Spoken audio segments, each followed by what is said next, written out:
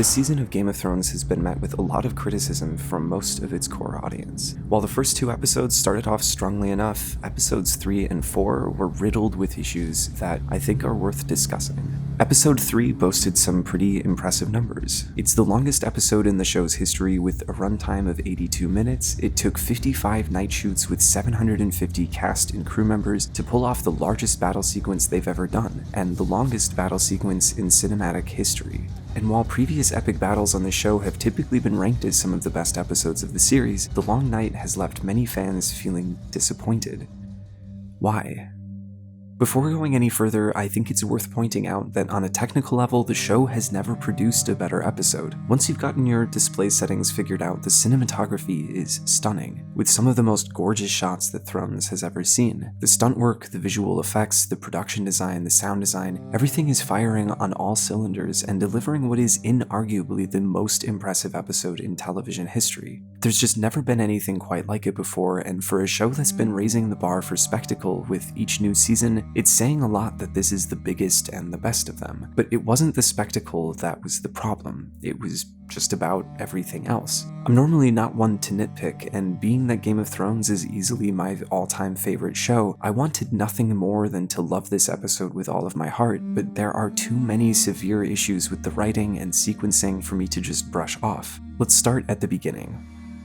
Here at the end of the world, we have virtually every surviving major character coming together to fight the greatest threat that Westeros has ever seen. The greatest minds and the greatest fighters who have survived every other life-threatening encounter all working together, and yet their plan for battle makes very little sense. We already know that once defeated in battle, the Night King can turn any corpse into a soldier for his army, so why send every Dothraki screamer into a losing battle?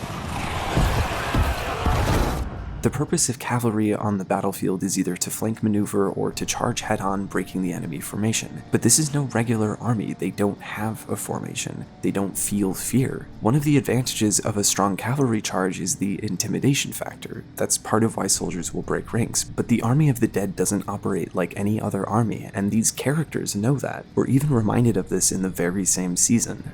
Our enemy doesn't tire. Doesn't stop. Doesn't feel. We can't beat them in a straight fight.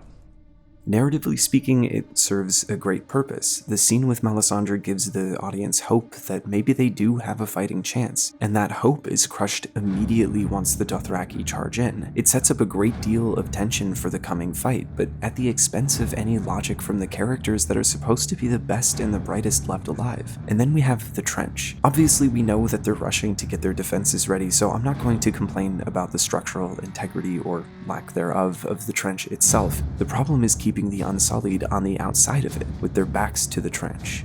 Why? There's literally no possible way for them to retreat once the trench has been lit, so they're just meant to die? We know that they needed to protect the front lines after they've retreated, but why did it have to be in front of the trench? Couldn't they have held a line behind the trench instead? That way they could still protect the retreat, they could also do a better job of protecting the trench when that starts to fail, and they wouldn't all just get slaughtered almost immediately. But instead we see both of Dany's forces that she has stood by and defended, done everything to protect since the beginning, thrown into the meat grinder with no real purpose. These are her people who have fought beside her over the course of several seasons, who named her their queen, and she just willingly sends them to the slaughter.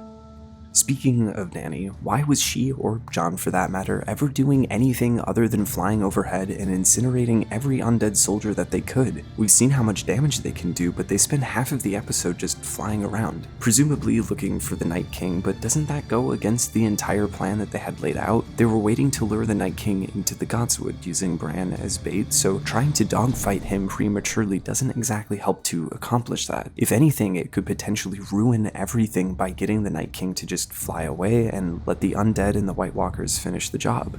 Overall, it seems like most of the battle tactics were contrived narrative devices to create tension, an ebb and flow to the combat where the victor isn't always clear. But sacrificing character logic and strategy to create this tension just makes the characters feel stupid when we know for certain that they're not. The writers could have easily constructed a battle plan that from the characters' perspective seemed flawless, but still subverted audience expectations by having their defenses overpowered regardless. regardless. You would still get the necessary tension to make for a gripping battle sequence without making the characters feel hopelessly incompetent, which is more or less how they come across. It's like they completely forget what they're dealing with here and approach it like any other battle, despite several conversations leading up to the battle highlighting how this army is unlike any they've ever faced before. And so even though they, and we as an audience, already know what the Night King is capable of, they put all of the women and children into the crypts. Nobody thought of that. He's bringing all the dead people back to life, and they put the women and children in a crypt with all the dead people. So, rah. Tyrion is smart, but I guess not that smart. It's just sad to see. These characters have made it this far not out of luck, but by sheer survival skills. Whether through combat or intellect, they have bested every opponent in their way to make it to this moment, here at Winterfell against death itself. To have so many of these characters making so many stupid decisions just feels inconsistent with the rest of the show, which brings us to the next major problem with this episode. For those unfamiliar with the term, essentially it's when a story defies logic to protect its main characters. Think of the stormtroopers with deadly accuracy who can't even hit a stationary target if it's Luke or Han. Normally this is just par for the course in fantasy storytelling, but Game of Thrones has always had a reputation for killing off any character, regardless of importance, as long as it follows the natural narrative arc. For a while now, people have been complaining of plot armor for its major characters, and this episode may be the worst example we've yet seen. Obviously, there are a few notable characters who met their end at the Battle of Winterfell, but considering how many notable characters were present for the fight, the number is actually shockingly low. And the problem isn't that more main characters didn't die. There are plenty of high-stakes situations in the show's history with a relatively low body count. Very few important characters died at the Battle of Blackwater Bay or the Battle of Castle Black. More often than not, if a major character is killed off, it's outside of battle. The problem specifically with this episode is how it's put together.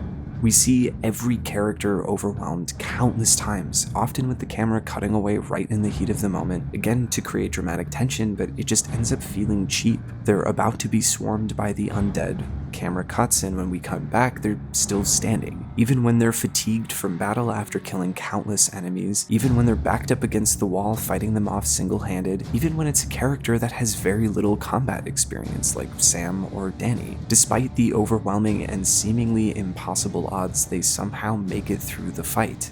I've seen defenders of this episode claim that the fans are just bloodthirsty and we're not happy unless the show is killing a ton of our favorite characters, but I really don't think that's the issue here. The issue is that we see the Dothraki, the Unsullied, the Wildlings, hardened combat veterans who have faced many enemies in many battles, all getting decimated by the undead. But Samwell fucking Tarly can lay down in the middle of battle to have a moment with his feelings and somehow doesn't end up dying. Dany, who's barely ever even held a weapon in the show's history, can fight off dozens of these things. Jaime, who we've seen overpowered just fighting Bronn after losing his good hand, can somehow tank a horde of them simultaneously. Podrick, who's only just starting to get the hang of things in combat, outliving soldiers with years of fighting experience. It's just ridiculous. If any writer is going to write about war, then I want him to treat war honestly. It does bring out the beast in men, and anybody can die.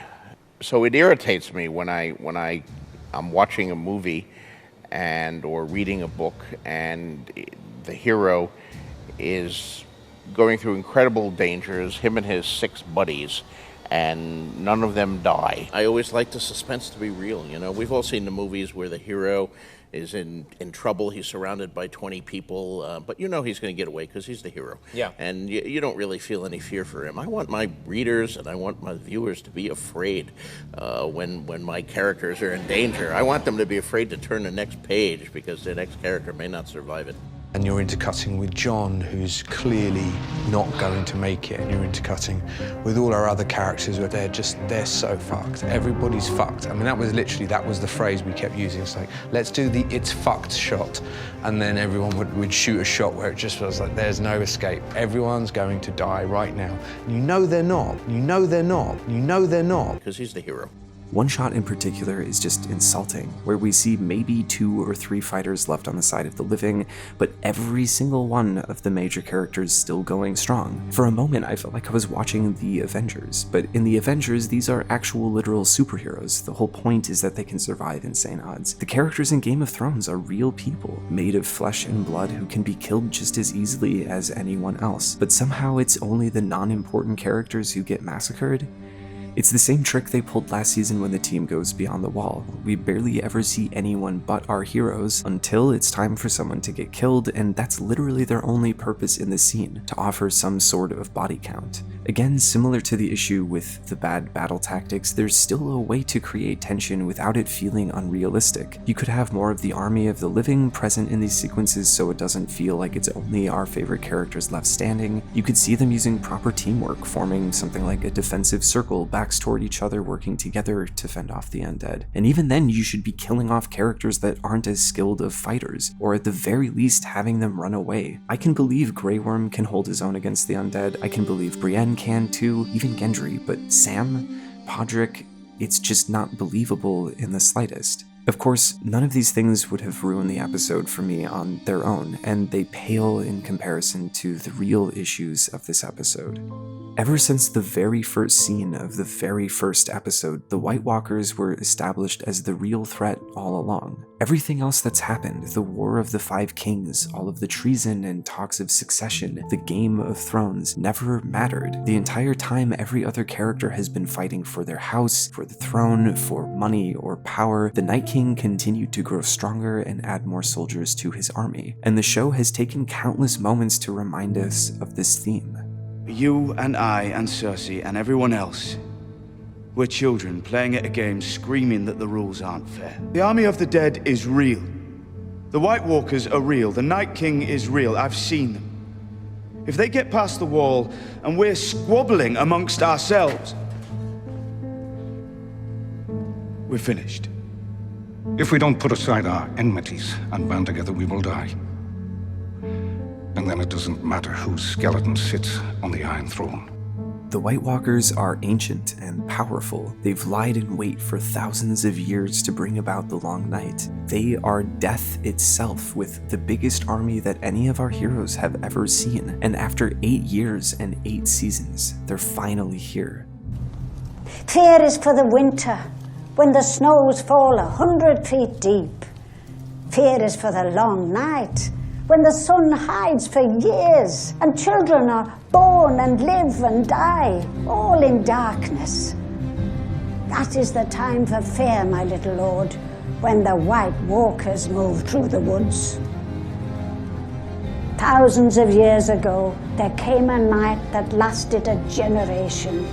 Kings froze to death in their castles, same as the shepherds in their huts. And women smothered their babies rather than see them starve, and wept and felt the tears freeze on their cheeks. So is this the sort of story that you like?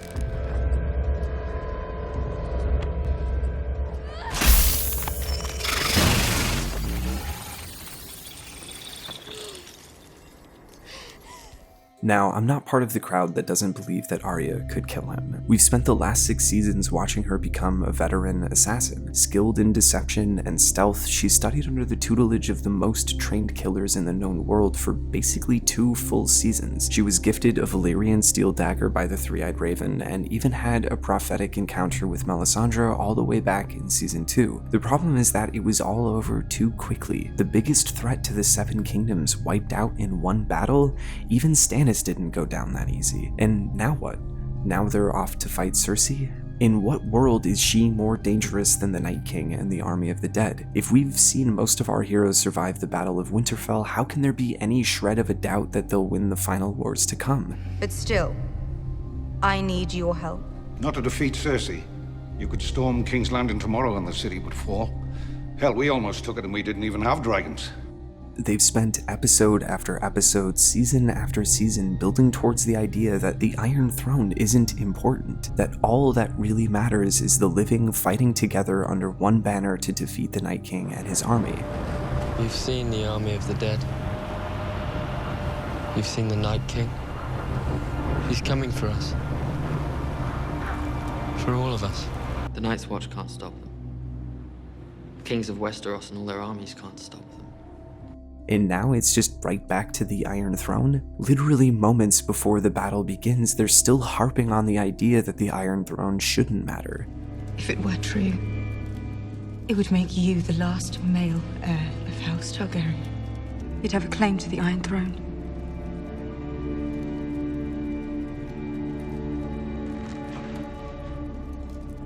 Which felt like a great final juxtaposition that even as death marches towards them in what might be their final moments on Earth, people like Dany are still focused on the wrong threat. Only now it turns out they were right, that Cersei has been the real threat all along. It's just ludicrous, and unless they've got some big surprises in the episodes to come, it seems like that is the end of the Night King as we know it. The long night that's been prophesized for generations, building in tension throughout each season, all just neatly tied up right before the end. I know they've been pressed for time and had to close out the show with this season, but why not save the Night King for the end? Why not have them lose the Battle of Winterfell with some of our favorite characters retreating south? Why not have the army march on King's Landing like we saw prophesized in Season 2? Why not bring the war to Cersei and let her see for herself the error of her ways and join the fight, or continue her stubborn fight to the end? Either would be more satisfying than what we got. We've been told time and again that winter is coming, and the whole tagline for Season 7 was "Winter is here." Finally, we were going to see what the Night King and his army were capable of, bringing about the long night, a winter that would last generations, but it was all ended in a few hours. Honestly, I'm half expecting them to pull out some twist in the next few episodes because I genuinely can't believe they would bring an end to the Night King that easily. And I hope that's the case. I hope I'm wrong. I hope we're all wrong, and that the next few episodes deliver a stunning conclusion to this series. But if all is as it seems and the main focus is now Cersei, I think that is a severe misstep that will have fundamentally ruined the entire show.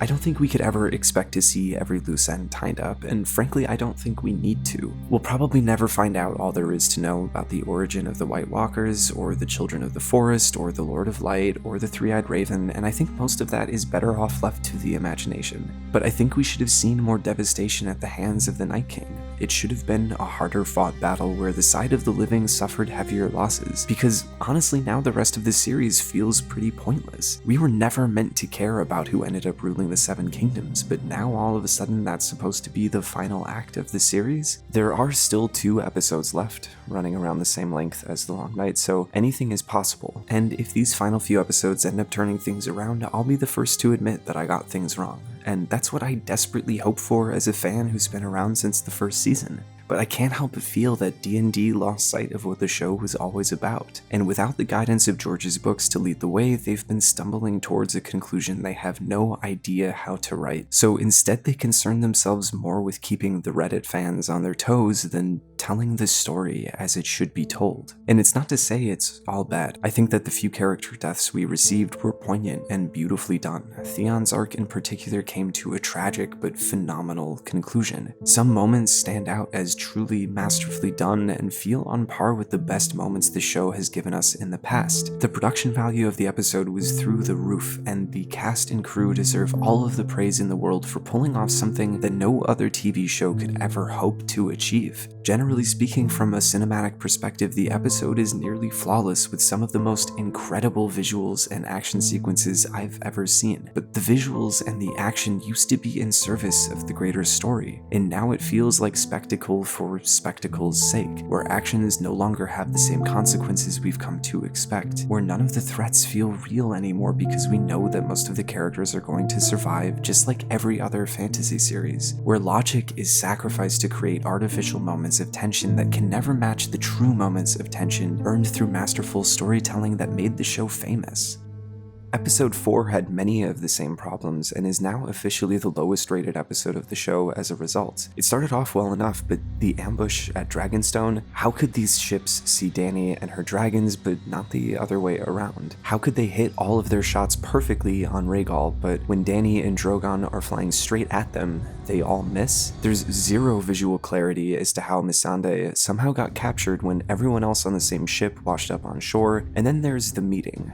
Why does Cersei, the same woman who destroyed a historic landmark in King's Landing just to deal with the High Sparrow and the Tyrells, suddenly give away a free opportunity to take out Daenerys, her biggest rival, Grey Worm, Dany's highest-ranking captain, and Tyrion, the treasonous brother she just hired Bronn to kill? Not to mention Drogon, who's clearly within firing range of the ballistas. Again, it's just more inconsistent writing that flies in the face of logic to put the characters where they need to be to tie things up. We need to see Cersei as a bigger threat, so killing a dragon seems like a solid way to show that, but the way it's presented comes off as a big gotcha moment rather than something that was properly earned. Just listen to the writer's justification for the scene.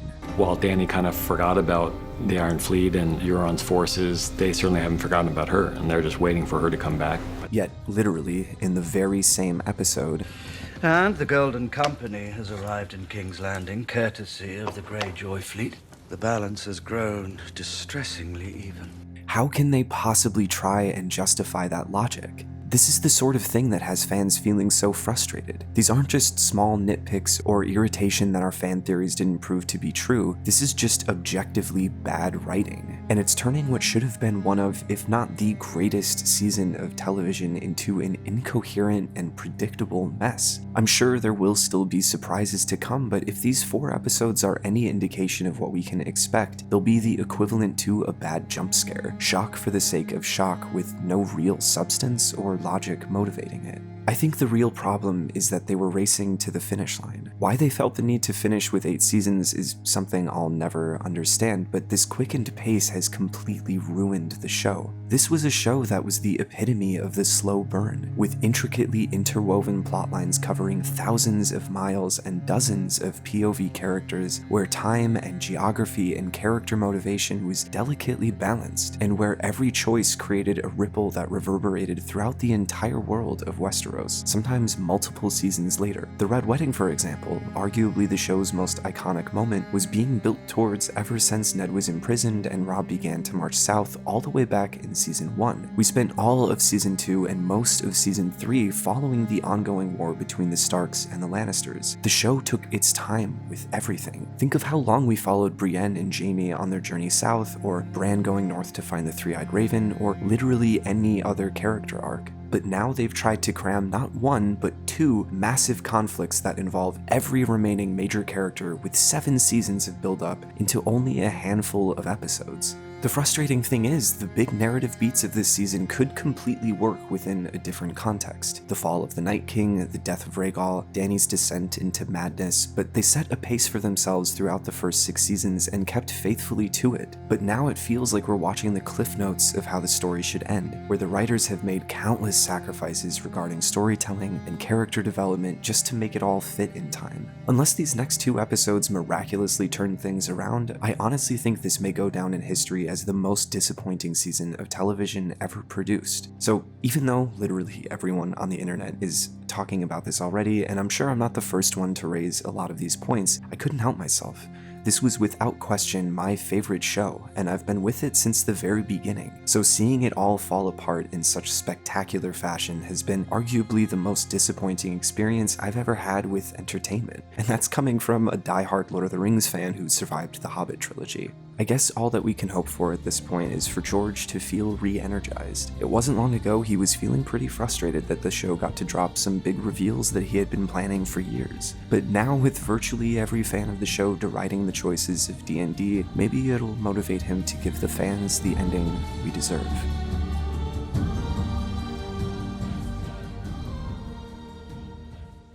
Thank you to Mubi for sponsoring this video.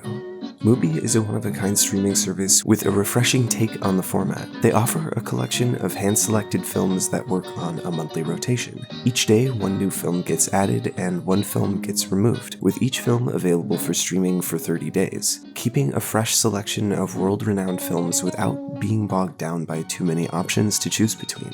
It's like your own virtual movie theater with an ever-changing roster of fantastic films from all over the globe, and it's a great way to introduce yourself to filmmakers or films that you might not have seen and that you won't find on other streaming services.